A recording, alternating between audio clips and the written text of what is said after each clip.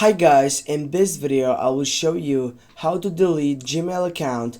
First you need to open up the application, then you need to tap on your profile icon on your right upper side, and you need to go on managing your Google account, and right after that you're gonna find out all these different options in which you need to choose the third one, which is on your upper side, data and privacy, and then you're gonna find out these options in which you can simply scroll down, and also it will shows up that section in which for me and also for this video it is the most important, in which says you can here simply delete your Google account.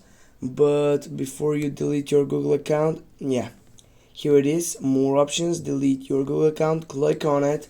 Here guys, firstly what you need to do, you need to make your first step. Your first step is simply you need to enter your password when you get and verify that it's you, as you can see on the description side.